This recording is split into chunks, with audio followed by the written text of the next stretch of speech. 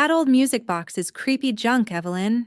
Tracy's voice cut through my living room like a discordant note. Nobody keeps those ancient wind-up toys anymore. The melody is haunting and gives me chills. I sat in my favorite armchair polishing the wooden music box, the same one that had played, for Elise, every evening, for the past 57 years. My handwritten letter collection lay nearby, tied with faded ribbon. Another item Tracy found, unnecessarily sentimental. Tracy picked up the music box dismissively, the delicate ballerina frozen mid-twirl. Listen to that scratchy, off-key tune. This thing belongs in a horror movie, not a modern living room. That music box was a gift from my late husband Richard.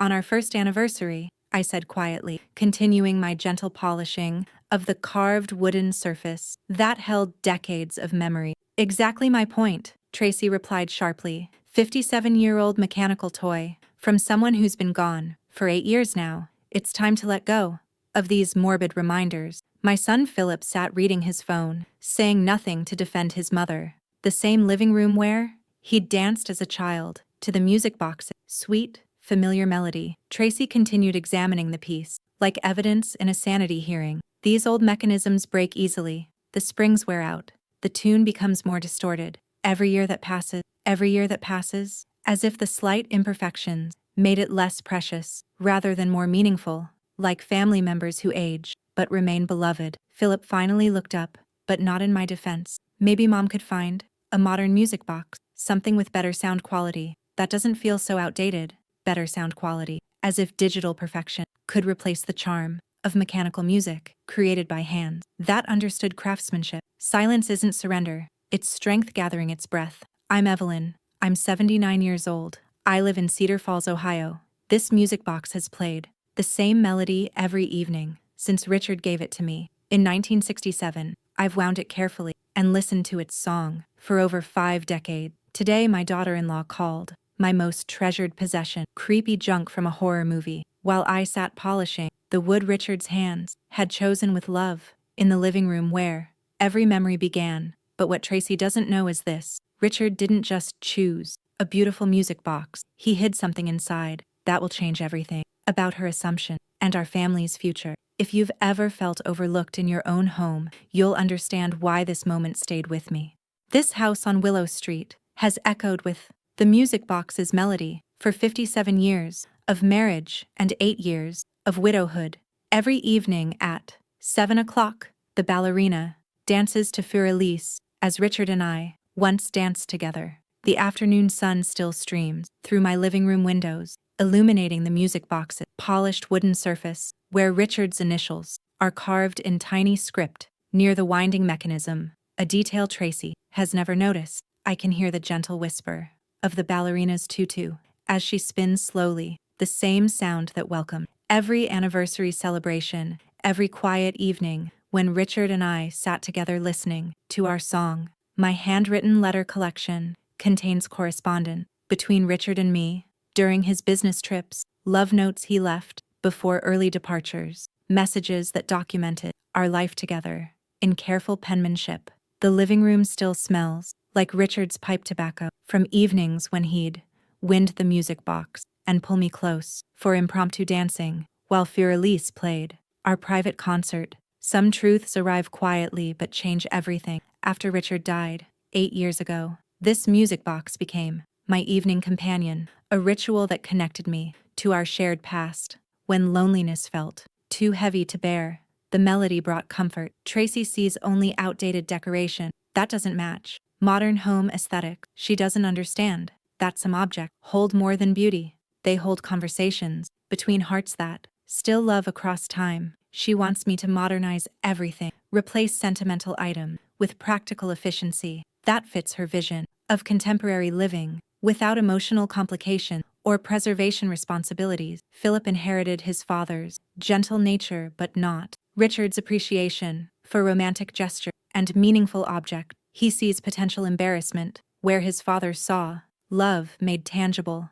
The complaints started softly, like a music box, winding down slowly. Tracy would comment on my obsessive attachment to outdated sentimental items during her visits. All these old keepsakes must be exhausting to maintain. Maybe it's time to simplify your possessions. Focus on practical items that serve actual purposes. She'd point out storage concerns. That music box takes up valuable surface space on the coffee table. Wouldn't modern decorations be more appropriate for someone your age, my age, 79 years old, and suddenly incapable of choosing appropriate home decorations despite maintaining this house successfully for nearly 6 decades? Battery operated would be better, she'd suggest. No more daily winding or mechanical maintenance. Much easier on arthritic fingers. Arthritic fingers that had wound this music box every single evening for 57 years without missing a night or experiencing any difficulty.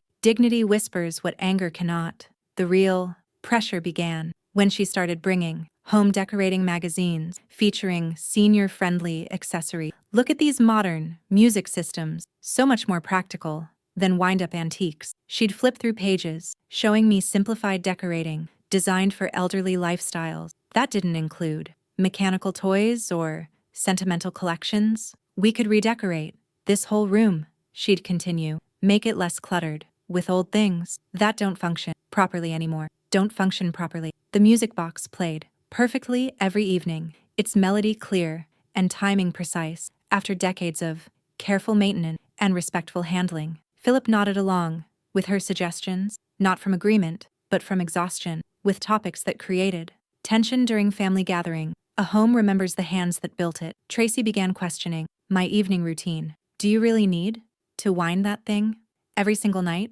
Wouldn't quiet meditation be more peaceful for someone your age? Quiet meditation instead of Richard's chosen melody that had soundtracked our entire marriage, that brought him close when grief threatened to overwhelm my heart. She suggested I donate my excess collectible. There are antique shops that would appreciate these vintage items for people who actually collect music boxes, actually collect, as if my single treasured possession was part of some random accumulation rather than love made visible through Richard's thoughtful selection. Autumn brought shorter days and longer discussion about updating my lifestyle. Tracy's visits became focused on eliminating what she called dysfunctional household decoration. She'd arrive with catalog featuring modern entertainment systems. Today we find alternative to that broken music box, something with better sound and contemporary appeal. Broken music box that played perfectly every evening without fail. The mechanism smooth, the melody true.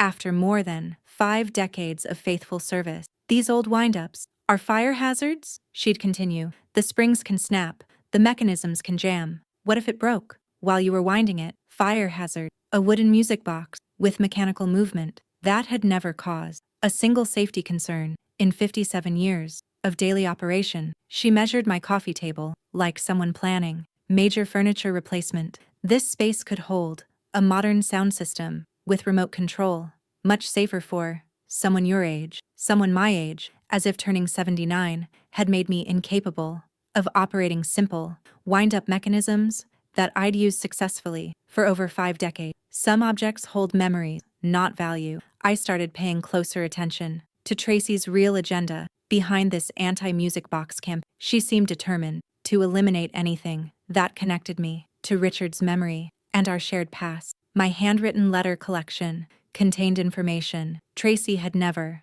bothered reading, financial details, property records, important dates that might surprise someone who assumed everything old was worthless, including documentation of Richard's careful planning and hidden preparation that would change assumptions about simple gifts and their true purpose. The music box held secrets beyond its obvious melody, components that served more than musical function, mechanisms that preserved family information in ways only Richard and I had understood completely. I wasn't angry anymore. I was awake. Tracy thought she understood my sentimental attachment to outdated household items that served no practical purpose in her vision of efficient modern living. She had no idea what this music box actually contained beyond simple mechanical melody, no understanding of Richard's sophisticated planning that extended far beyond romantic gestures. The confrontation came on a cold November evening. Tracy arrived with Philip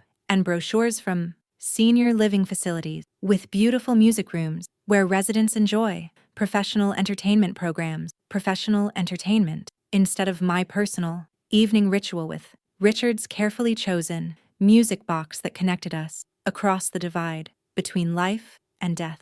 Mom, we've been discussing your living situation, Philip said, his voice gentle but firm. This house has too many fragile items for someone your age managing alone. Fragile items, as if my 79 years had suddenly made me destructive and careless, despite maintaining everything successfully for decades without breaking anything precious. These facilities have wonderful common areas, Tracy added, scheduled music programs you wouldn't need to maintain, personal collections that require daily attention, scheduled music programs, generic entertainment for anonymous residents instead of my personal connection to Richard through the melody he'd chosen for us to share forever. What about my music box? I asked. Richard's gift, our evening ritual, the memories it holds from our entire marriage? You could keep it in your apartment, Philip said. But maybe not.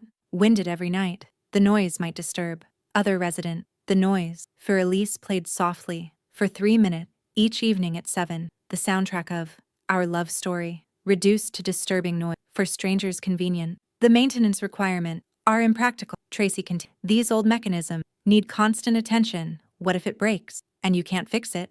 Stories like this remind us that clarity heals more than confrontation. What if it breaks after 57 years of faithful service without a single mechanical failure or maintenance issue beyond gentle daily winding? I've never had problems with the music box, I protested. It plays perfectly every evening, brings me comfort and connection to Richard. But it's not practical for your age, Tracy replied. Senior communities offer better entertainment options, professional programming that doesn't require personal maintenance responsibilities, professional programming, as if love could be replaced by schedule activities designed by strangers who'd never known Richard or understood our private tradition. That night I sat alone in my living room, winding the music box for what might be the last time in my own home, listening to Fur-Elise and remembering Richard's hand, choosing this gift with such careful love. Tomorrow I would show them what they'd overlooked in their rush to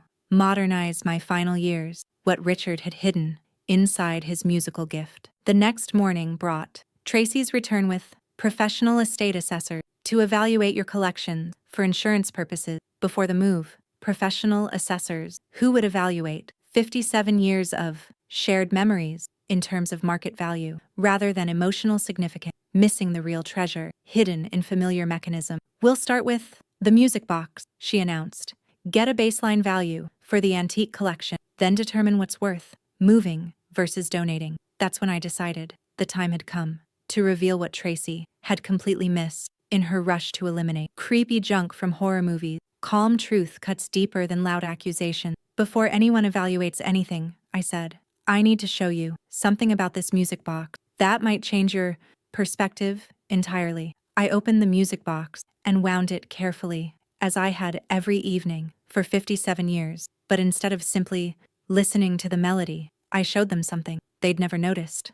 Watch the ballerina closely, I said, as Fur-Elise began playing. Richard didn't just choose a music box. He chose one with a very specific secret. As the ballerina spun, her base rotated in a particular pattern that wasn't random, but carefully designed to reveal hidden compartments in the music box's floor. Some distances heal more than apology. When the melody ended and the ballerina stopped, her final position had unlocked a section of the box's bottom that opened to reveal documents Richard had preserved for future discovery. Creepy junk, I continued, that protected our family's most important papers for over 5 decades. Inside the hidden compartment lay certificates and documents that changed everything about our family's financial situation and future security. Stock certificates that had multiplied in value over decades. Property deeds showing substantial real estate holding Tracy had never known existed. Insurance policies that had matured beyond original expectation. Richard was a careful planner, I said quietly. He knew the music box would be treasured and preserved. He used it as our family safe, hidden in plain sight. Philip arrived as I was showing the final document, bank account information, that revealed substantial savings Richard had accumulated through careful investment over our marriage years. This is all real? He asked, examining papers that changed everything about his inheritance expectation. and my financial independence. Every certificate verified, every investment documented, every dollar carefully protected and preserved. I replied, "Your father understood the importance of hidden security for the woman he loved." The professional assessor found more than antique value. The music box's true worth lay in its dual purpose as entertainment and family vault protection system. This wasn't about outdated decoration or household efficiency. This was about sophisticated financial planning by a man who understood that beautiful things are preserved and protected. The silence that followed felt different from previous family discussion, this time weighted with respect rather than dismissal, with amazement rather than assumptions about worthless collections. Tracy spoke first, her voice shaky. "Evelyn, I had no idea about any of this hidden documentation or Richard's planning system. Richard never advertised his financial strategies." I replied gently. "He believed important things should be protected quietly, where they'd be safe, but accessible to family who understood their significance." Philip examined the document, understanding finally dawning about his father's sophisticated approach to asset protection and family security planning. "He hid our inheritance in the music box?" he asked, looking at the mechanism with completely new appreciation for its brilliant dual purpose. "He knew beautiful things are treasured and maintained," I said, "that people preserve what they love more carefully than what they simply store." We spent the next hour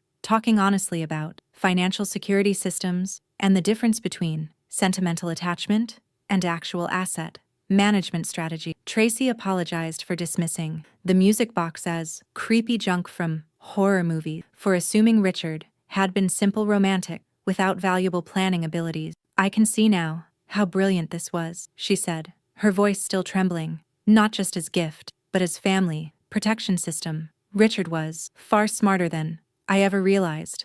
Some objects hold memories, not value." We talked about going forward with new understanding, about examining possession before making judgments, about respecting preservation systems that represent generational planning rather than simple sentiment. "I want to understand how the mechanism works," Tracy said. "Would you teach me the proper way to wind it and maintain the hidden compartments?" "And I want to document the system," Philip added, "create instructions for future generations to understand and operate properly." The music box returned to its place of honor on my coffee table, no longer hiding secret, but protecting them openly for family members who finally understood its sophisticated purpose. Over the following months, our relationships grew stronger like well-tuned musical mechanisms. Tracy started visiting to learn rather than to criticize about Richard's planning methods and family security system. Christmas that year felt like true celebration. Tracy brought me professional music box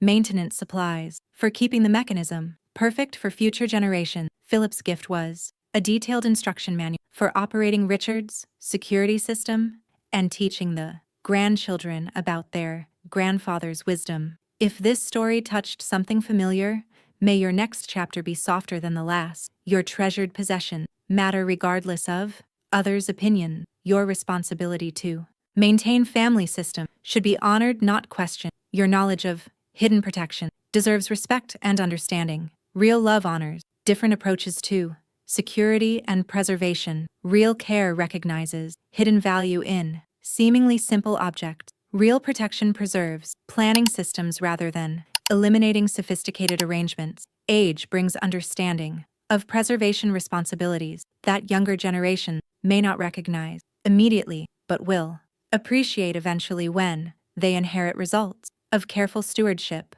Sometimes the most valuable gifts play beautiful music while protecting family futures in mechanisms designed by hearts that understood. Love takes many forms, including preparation for times when music must play alone.